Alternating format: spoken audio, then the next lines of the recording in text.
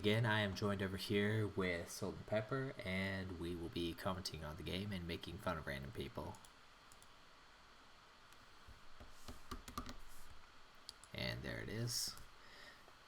So just as a point of reference, in the last game, applemonkeyman won with a road, and UnSweet had 3 pieces in reserve left. So he has a very good position going into this game.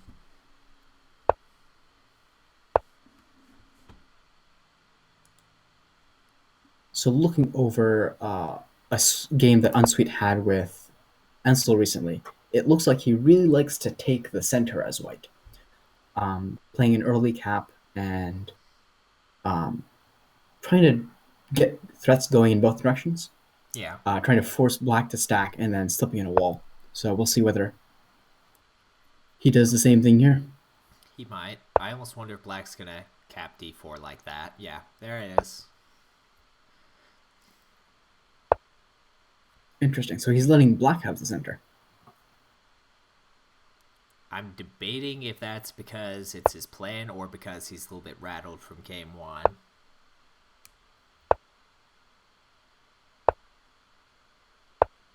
Because they're playing awfully fast and he's basically resigned himself to 1-2 as a road threat. He is forcing black to stack quite a bit, though. Touche. And it looks like he's going to be switching to a threat on C if his east-west throw doesn't end up panning out. Yep.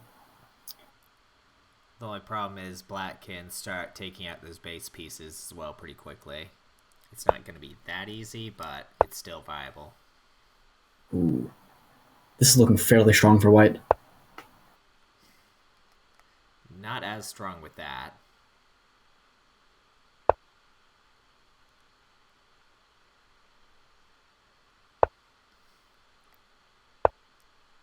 But man, they are going at it for speed here.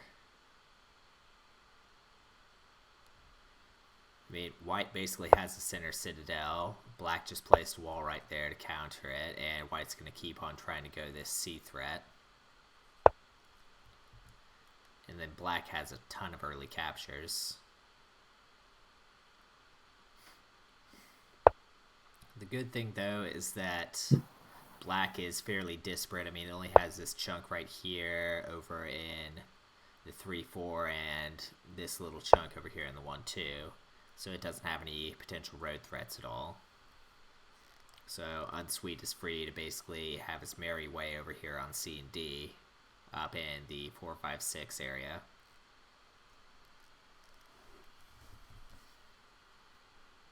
Yeah, I think we're going to see B1 move over, trying to keep that threat on C alive. Yeah. Okay, that's interesting. I was thinking that black would shuffle D4 over D2 up. Yeah. But they like to go with another wall. It's not looking good for black.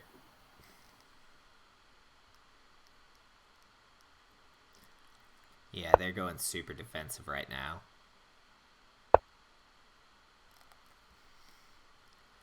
I think he's probably going to ignore B1 until he actually needs to use it.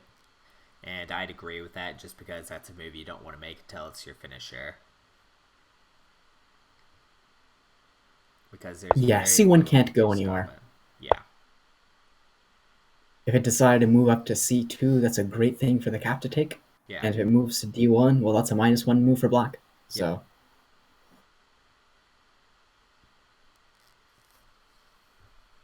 Black cap's turn is pinned.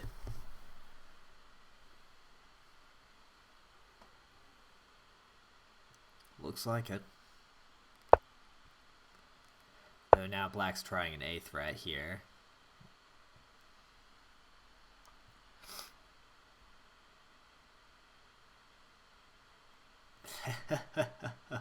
Oh, that's going to be a fun position. Why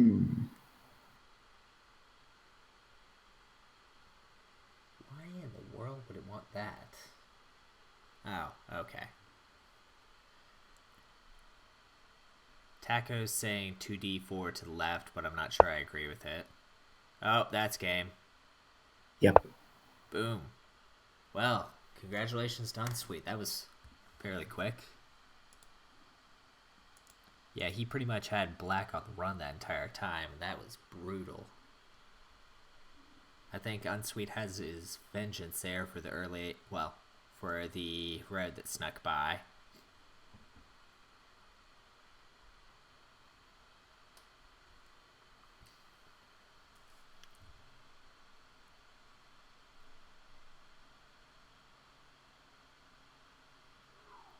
Yeah, I think that just goes to show how much a poor opening can bite you, as well as how hard it is to metagame just by playing walls. If you don't have Oh, a yeah. road threat, then your opponent's fleet just spam flats, and eventually you can't take care of all threats. Yeah, and you have Apple there in the bottom of the chat saying he played too defensively.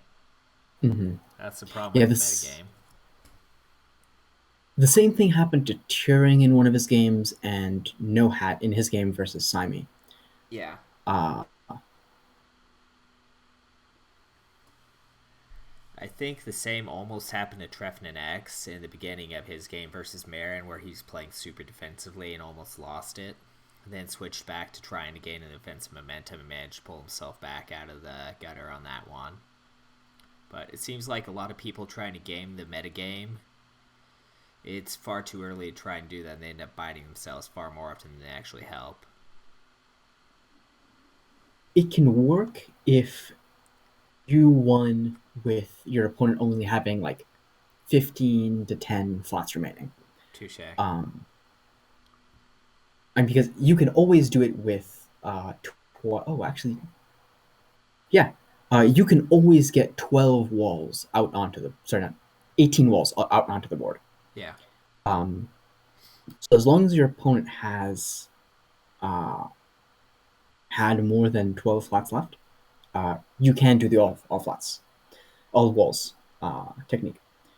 Um, but once you get below that, it becomes really hard to uh, play defensively while also being able to play flats or pieces in general. Yeah, definitely. I mean, Doodles tried the all wall strategy on Kakabura, and that didn't end too well for him either. Oh, interesting. I didn't see that game. Was that in his game as Doodle's game as well? I don't exactly remember. It was in one of his 5x5 games. We could probably ask him. He's playing at noon. But yeah, a lot of early walls very rarely works out. In his 5x5 game. All right, let's see. Well, So, anyway, I'm going to deafen over here and cut the stream, and then I'll be back over here in a second. So we're going to go ahead and cut this off. This has been the game between UnSweet and applemonkeyman. It looks like UnSweet advances, and we'll have some fun with that one.